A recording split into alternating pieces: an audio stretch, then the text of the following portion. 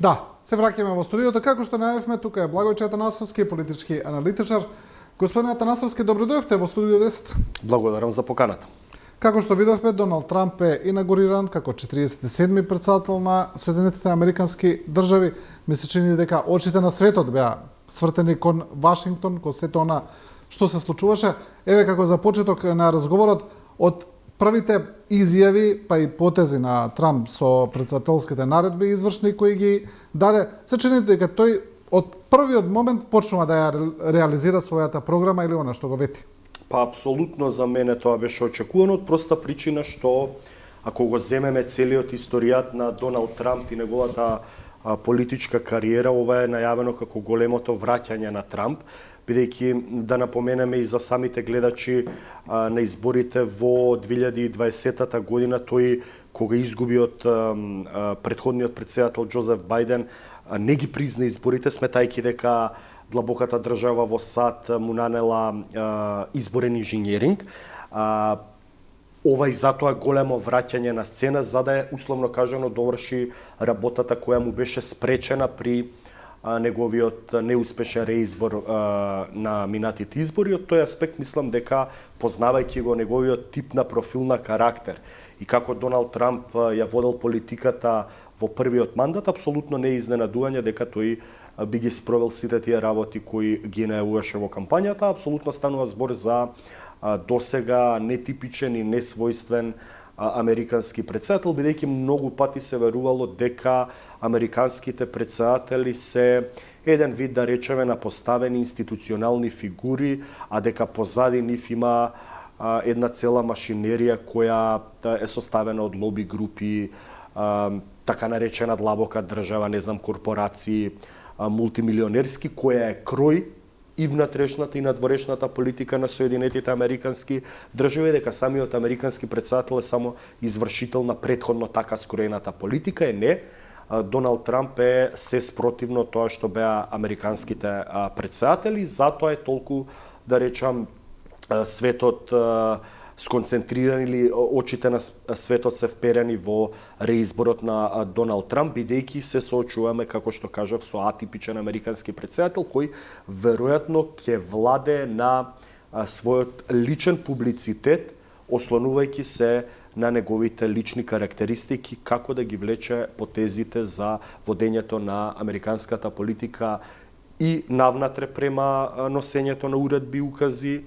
и закони со кои ќе се влијае директно врз животот на американските граѓани, но и за влечење на потезите во надворешната политика, бидејќи знаеме дека САД се клучен фактор во креирањето на надворешно-политичките разврски и политики во целиот свет, вклучително и во односите со Русија, Европа, Кина, Пацификот, па и на секаде низ земјината топка. Да, се разбира дека изборот на првиот човек на најмогната светска држава на некој начин влие понатаму врз животите на сите останати држави во светот. Да видиме прво една куса изјава на Трамп од вчерашната инаугурација и ќе продолжиме со разговорот.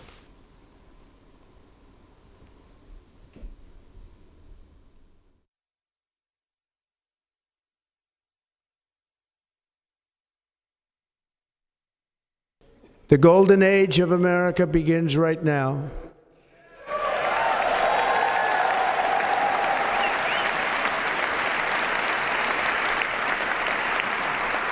From this day forward, our country will flourish and be respected again all over the world. We will be the envy of every nation, and we will not allow ourselves to be taken advantage of any longer. During every single day of the Trump administration, I will very simply put America first.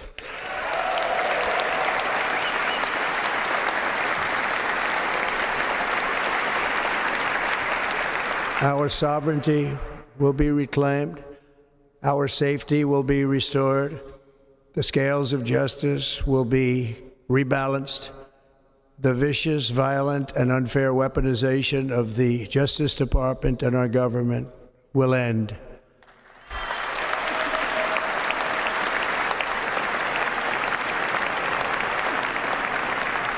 And our top priority will be to create a nation that is proud, prosperous, and free.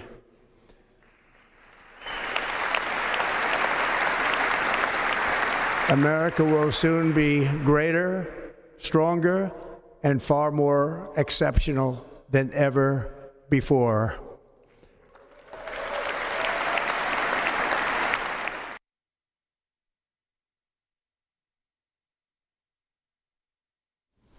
Да, ова беше дел од обраќањето на Трамп, всушност и неговите клучни поенти кои тој ги најавува за својот мандат. Се разбира дека потоа имаше уште еден доста подолг говор, од кој ќе видиме дел подоцна во текот на емисијата.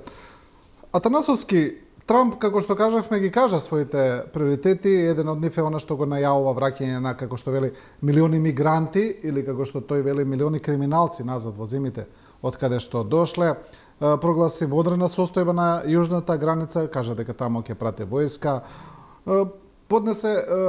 Подпиша доста председателски укази, меѓу кои и амнестија за оние кои упаднала во Капитол тогаш за 1500 луѓе и низа други наредби, најави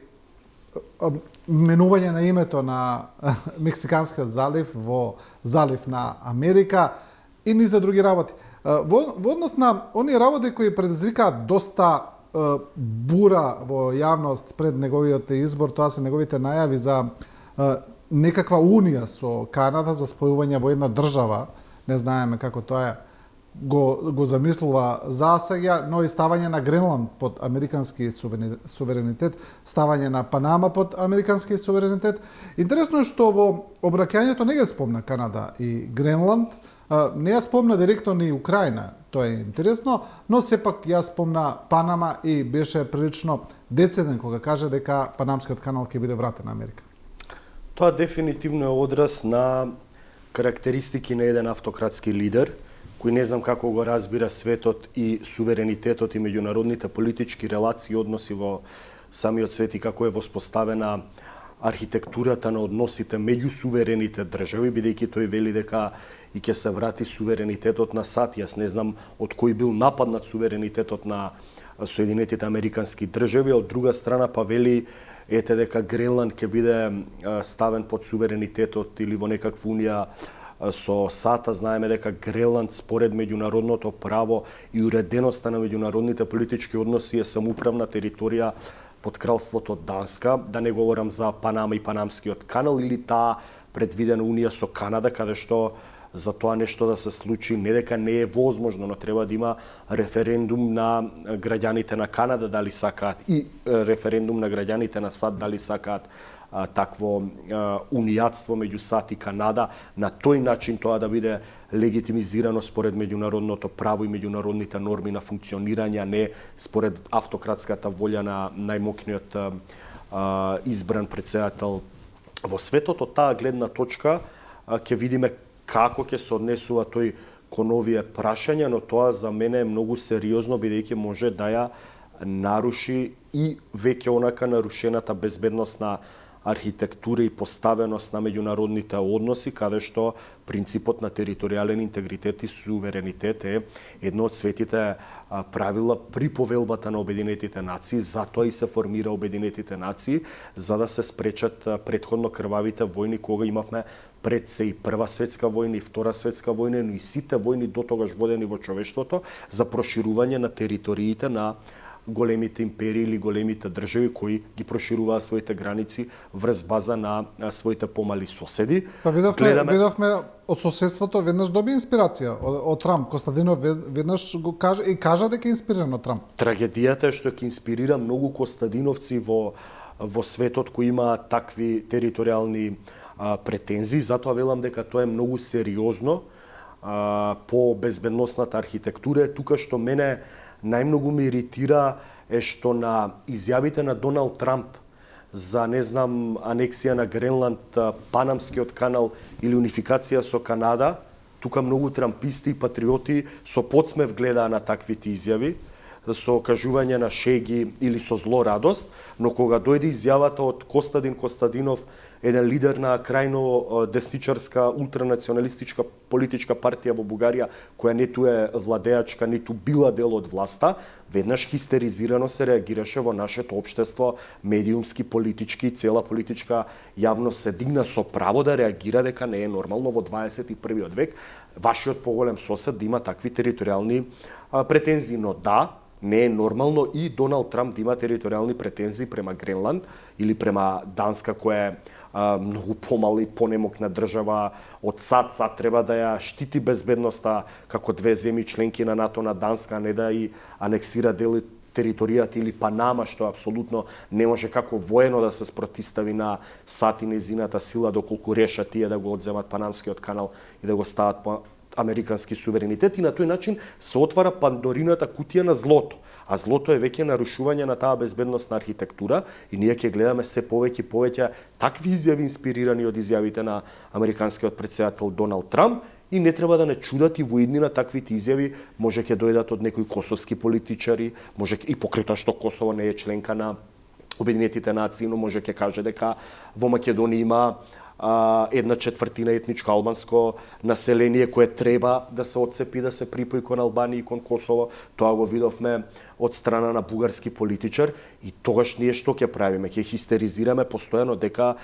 се прекршува меѓународното право и дека не е нормално во 21. век во држави на европскиот континент да се даваат такви изјави. Да, ама не се нормални од американскиот претседател да се даваат такви изјави, затоа мислам дека треба да се види во таа насока дали тие изјави нему, својствени, дадени за неговиот карактер, се само еден популистички пиар момент за да го сврти светското внимание, или на вистина ќе се оди во еден вид на не знам каква си реализација на тие најави, но согласно карактерот на Доналд Трамп и неговиот прв мандат, не може да исклучиме ништо дека не може да се оди во таа насока во која светот дефинитивно не би бил чудо невиден, односно не би бил до тогаш да биде сведок на некои такви настани од, не знам,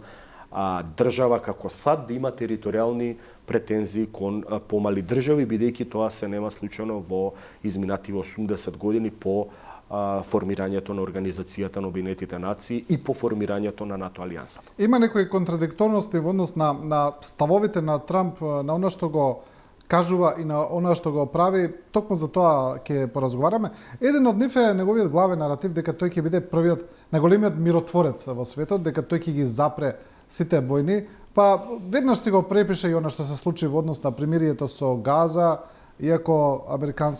досегашниот американски претседател Бајден кажа дека на тоа се работи уште оддамна, дека тоа не е од вчера. Веројатно е дека изборот на Доналд Трамп има улога тука во постигнувањето на примери токму сега. Дали е тоа побарано како знак на добра волја или не знаеме, но ете, тој веднаш си го припише и тоа. За Украина не успеа, очигледно, тој кажа и дека ќе постигне примирие, ќе ја запре војната и пред почетокот на мандатот, дека ќе го направи тоа за 48 часа. Сега неговиот представник Келок вели дека можеби ќе се случи во идните 100 дена. Значи, немаме тука некакво навестување за скорешен крај, но интересно е тоа што наспреди тоа што тој вели дека ќе ги запре сите војни, тој всушност најави две нови војни, а тоа е за Гренланд и Панама, бидејќи кога беше прашан дали тој исклучува употреба на војна сила за овие територии, тој рече не исклучувам. Затоа реков ќе треба да следиме внимателно, и затоа реков дека ако се оди по логиката на неговиот автократски карактер и да веруваме во неговите зборови,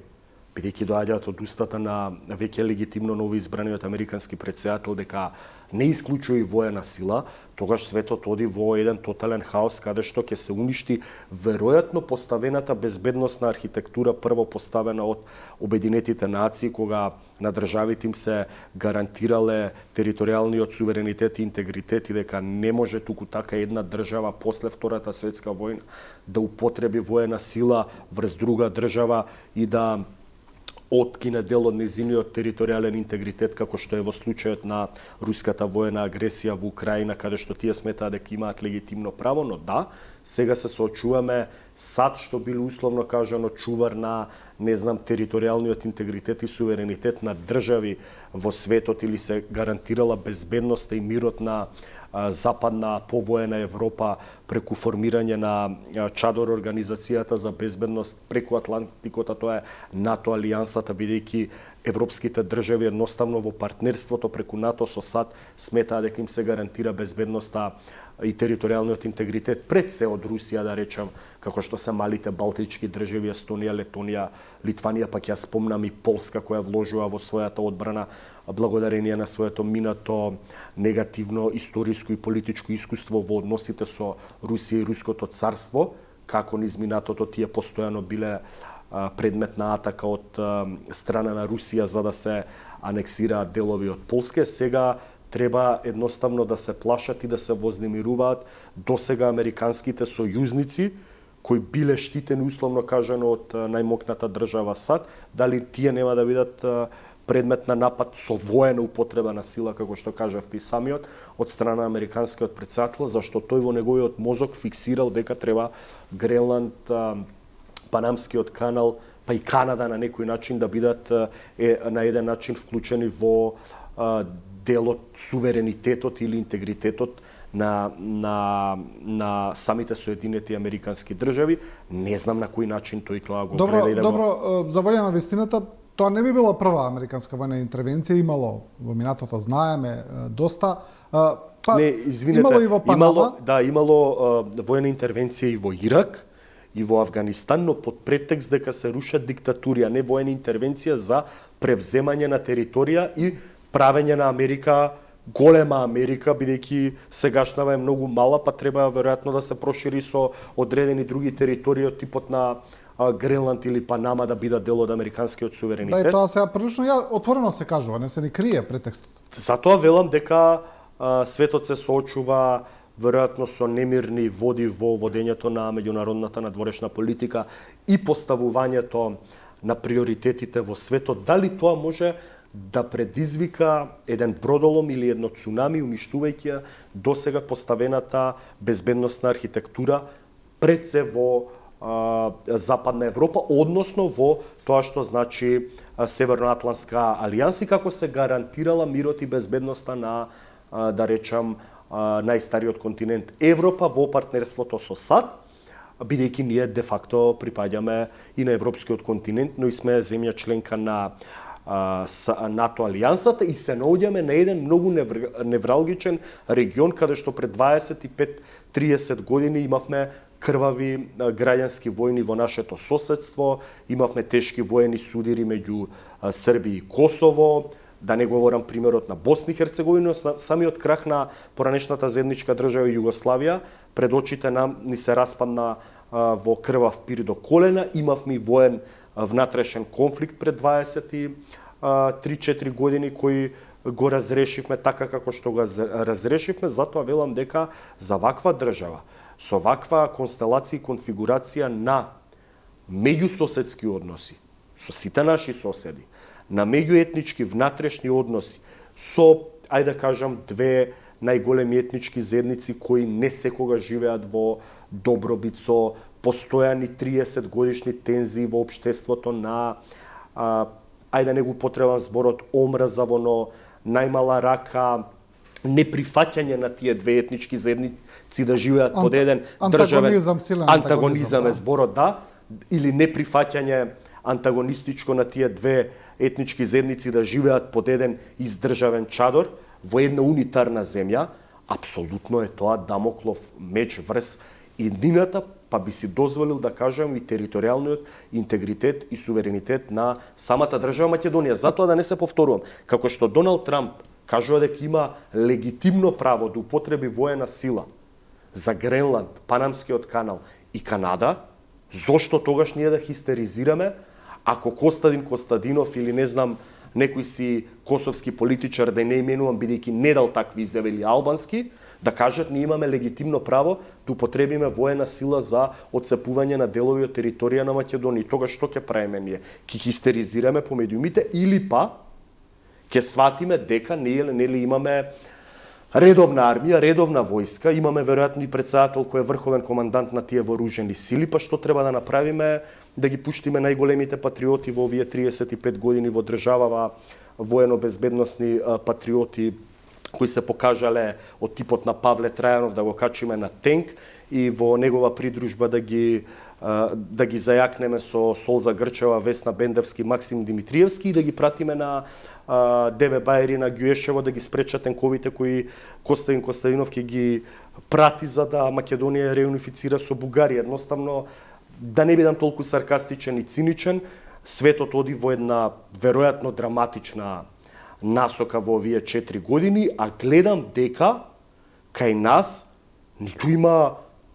општествена, ниту има политичка, ниту има државна свест што тоа значи за Македонија ако веќе се уништи тој воспоставен меѓународен правен поредок и таа безбедносна архитектура која е градена во изминати 80 години и која по сила на приликите и Македонија учествува во незе по незиниот полноправен прием во НАТО и дали ние треба да се радуваме ако веќе од вчера имаме нов светски поредок,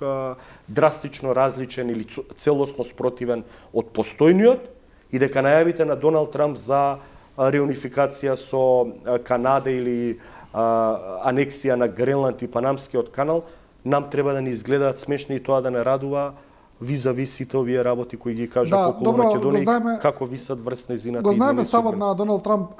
во однос на НАТО, тој беше познат и за време на неговиот прв мандат. Можеме разно да го интерпретираме или да го толкуваме, да го анализираме тој став во основа, тој бара од НАТО да троши повеќе пари за одбрана, да не се ослонува толку на американската одбрана.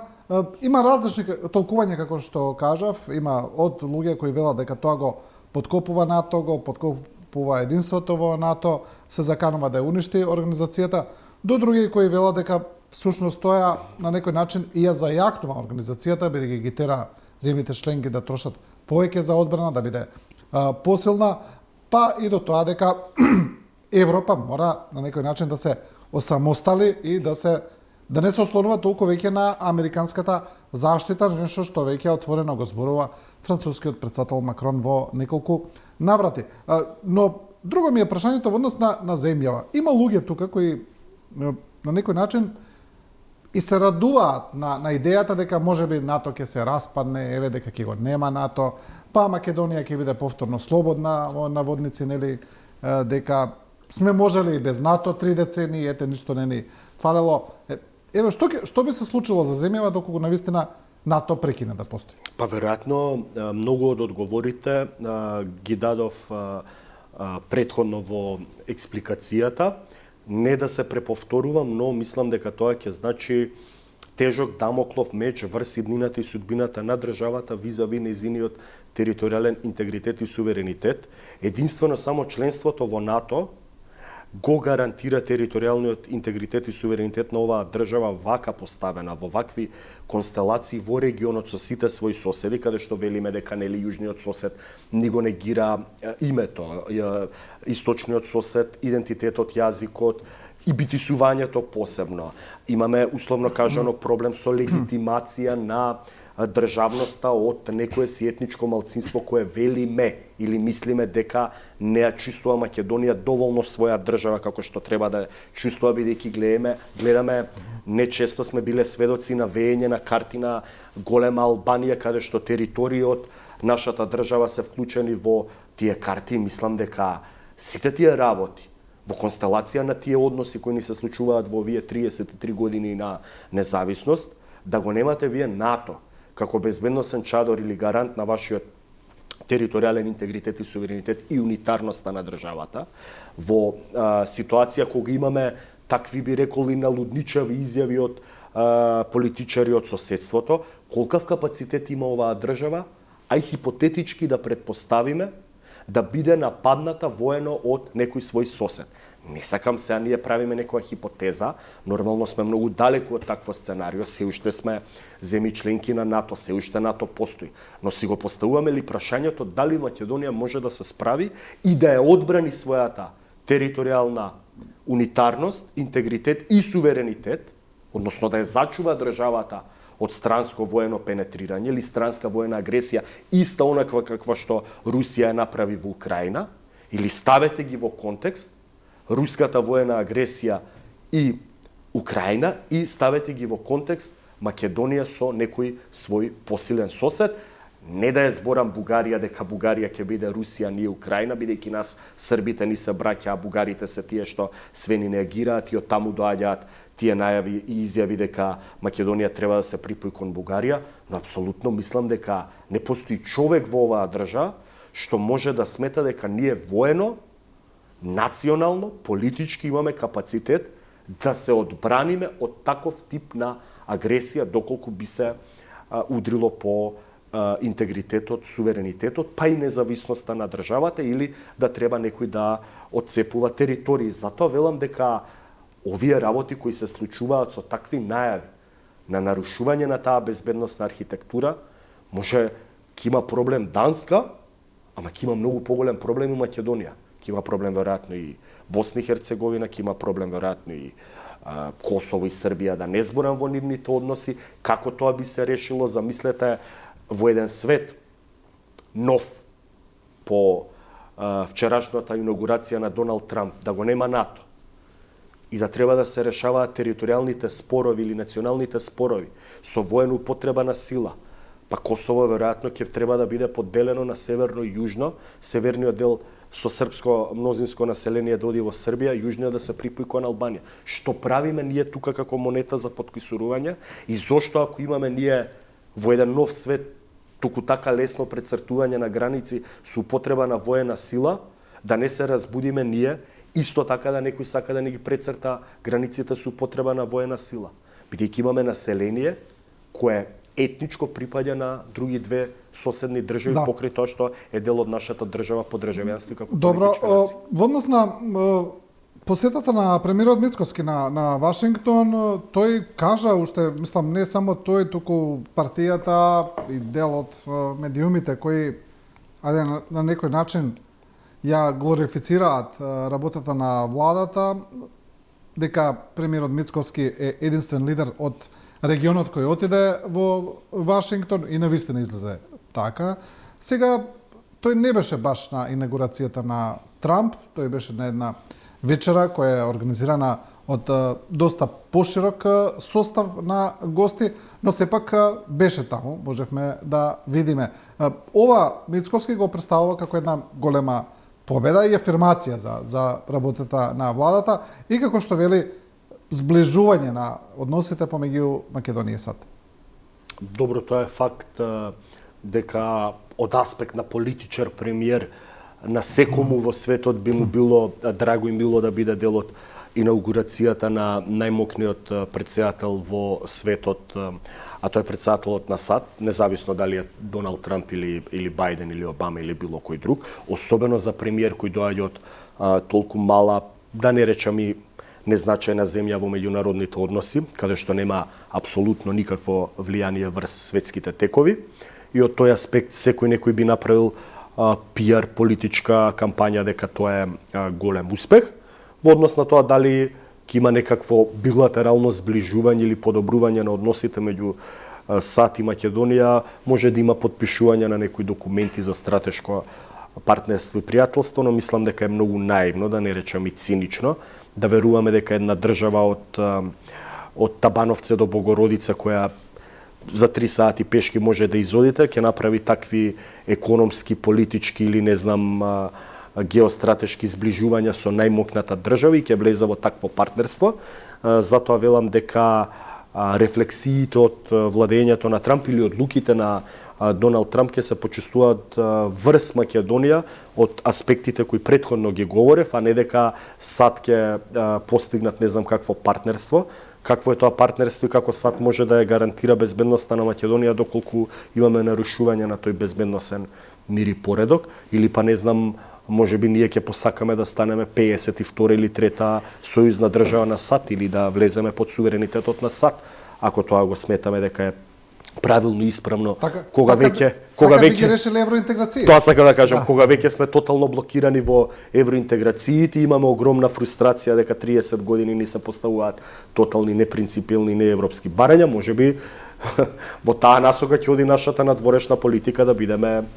наместо дел од Европската унија да бидеме дел од проектираната Американска унија на претседателот Доналд Трамп, колку и цинично да звучи. Едноставно мислам дека работите ќе одат во таа насока да треба внимателно да се следи секој чекор на самиот претседател Трамп и како тоа ќе рефлектира врз безбедносно перспективната ситуација за земјава визави сите тие проблеми и констелации кои ги наведов претходно во мојата експликација, бидејќи не воопшто едноставно ваква држава со вакви проблеми со соседите, вакви меѓуетнички, внатреполитички, институционални, да не говорам економски и од секаков тип карактер проблеми, да може туку така да обстои и во овој формат. Да, ние сме многу незадоволни од состојбите во државата во овие 33 години, благодарение веројатно на сите политички елити без исклучок, бидејќи од Македонија не направија пристојно место за живење, но и ова што ни се гледа веројатно во овој момент многу лошо, може да ни стане златна ера на живење овие 30 години, како што вели тој дека доаѓа златната ера за Америка, во однос на тоа што може да се случи. Македонија секогаш била темпирана втора Босна и Херцеговина визави нејзиниот мултиетнички или повеќе слоен карактер на анимозитет од повеќе етнички групи. И Македонија, за жал, во минатото била ставана во некој регионален контекст на нерешени територијални невралгични точки од типот на Косово и Босна и Херцеговина. И после 30 години ние бевме извлечени од тој кош за да бидеме повторно ставени на евроатлантска и европска патека преку членството на Македонија во НАТО, за на крај па ние да бидеме вратени во, како да кажам, монета за подкусурување на решавање на територијално невралгичните точки на Балканот, затоа велам дека ние мора да бидеме многу внимателни. Добро, кога сме тука веќе кај таа приказна кај евроинтеграциите, кај ова, ми се чуди дека тука не се случува ништо, не гледаме никакво случување. Имаме во Бугарија избор на нова влада, во таа влада е, да речеме, со најголемо учество на ГЕРБ, но и со една широка друга лепеза на партии. Мислите ли дека кога веќе еве Бугарија има редовна, а не техничка влада после 4 години, ми се чини, дека може да се случи некакво раздвижување? Во изминативе 4 години имаше две редовни влади, тоа мислам дека го пренебрегнува дел од медиумите. Првата редовна влада е на Кирил Петков, БСП, ИТН и Демократична Българија, каде што во таа влада, која траеше 6 месеци со премиер Кирил Петков, се постигна францускиот предлог кој за нас, односно за оваа актуелна македонска владеачка гарнитура, е тотално неприфатлив и е против македонските државни национални интереси, како што вели премиерот Мицкоски и оваа влада. Но во таа влада партиципираа партиите Има таков народ на Слави Трифунов и БСП, кои се сега актуелни коалициски партнери на владата предводена од ГЕРБ. Тие политички партии, БСП и Има таков народ, ја срушија владата на Кирил Петков, не гласајки за францускиот предлог, бидејќи францускиот предлог во Бугарското народно собрание помина со изгласување од пратениците на, продолжуваме со промените на Кирил Петков и пратениците на ГЕРБ, тогаш опозицијска партија, само тие две партии под наводници беа проевропски кои се согласија дека францускиот предлог треба да биде мост за откочување на ветото и продолжување на евроинтеграцијата на Македонија. Овие партии БСП Има таков народ кои се сега дел од новата политичка влада во Бугарија, беа политички партии кои сметаа дека францускиот предлог е премногу попуслив кон македонското национално прашање и дека не ги заштитува бугарските национални и државни интереси какви тие да се во однос на Македонија и македонското национално прашање. Сето ова ви го кажувам да стане појасно за вашите гледачи и за сите граѓани со каков тип на влада се соочуваме сега во Бугарија, од ГЕРБ која е политичка партија која ни го стави ветото, но ете прифати со францускиот предлог да се трне ветото, и две политички партии кои беа не само за ставање на ветото, Тогаш и не постоеше има таков народ, но БСП беше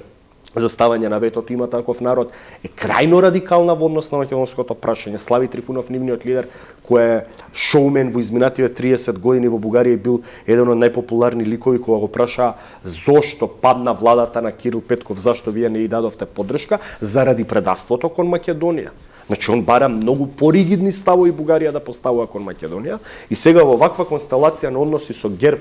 а ГЕРБ без тие две политички партии не може да обстои со стабилна политичка влада, ние да очекуваме дека нашата македонска дипломатија, дали представена преку министер за надворешни работи, па ако сакате и председателот на државата кој има активно учество во креирањето на надворешната политика, владата представена преку премиерот, било кој ќе има добра волја на разговори со бугари, дека бугарите ќе може да омекнат во своите ставови и ќе ретерираат и ќе прифатат позиции за одложено внесување на бугарите во устав, тоа е лудост. Тоа е само губење на време и тоа е замаглување на јонака лошата ситуација во која живееме во изминативе 3-4 години поставањето на ветото и е многу почесно за мене да се каже, доколку постои таква влада во Софија, која ни за јота не ги поместува позициите, а ние како легитимно избрана влада, после 8 мај со таква, да кажем, и референдумска поддршка од македонските граѓани сме земале 58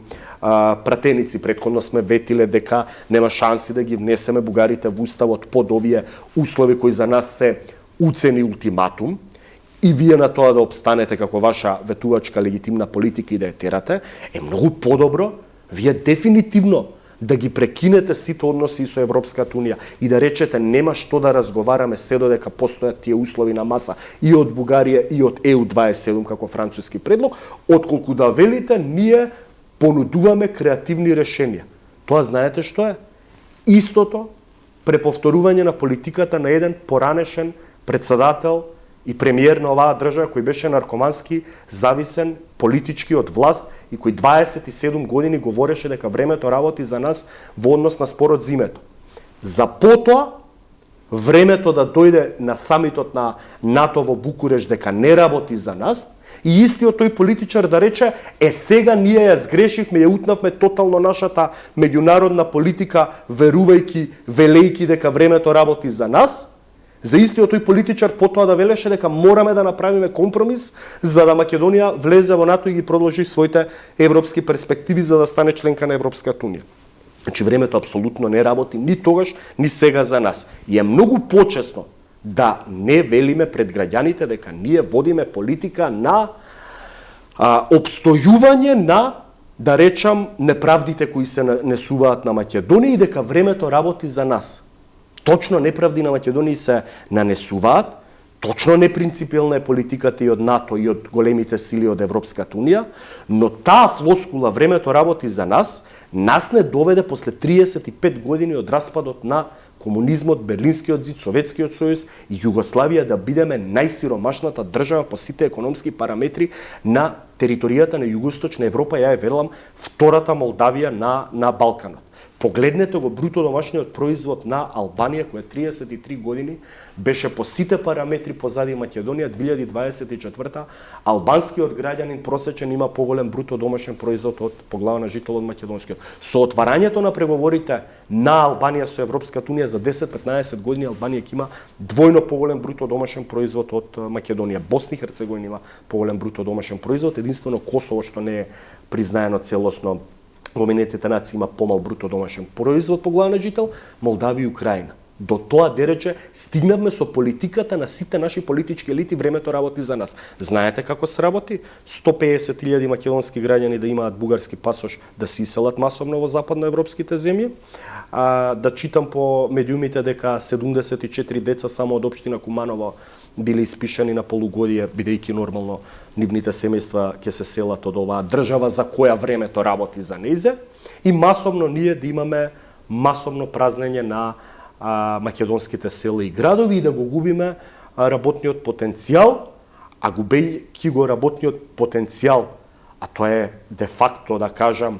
костурот и рбатот на една држава, на економијата, доктори, професори, научници, работници, бидејќи нас веќе се соочуваме со страотен недостиг на работници во сите сектори на приватниот сектор. По таа политика времето работи за нас, а ние ги браниме македонските национални и државни интереси кои им се продаваше овие 33 години од сите политички елити на македонските граѓани ги донесе во оваа ситуација во која јас ви ја опишувам. Да, Атанасовски ви благодарам за анализата, направивме една сеопфатна анализа, почнавме од Трамп, дојдовме до Македонија. Ви благодарам уште еднаш. Благодарам за поканата.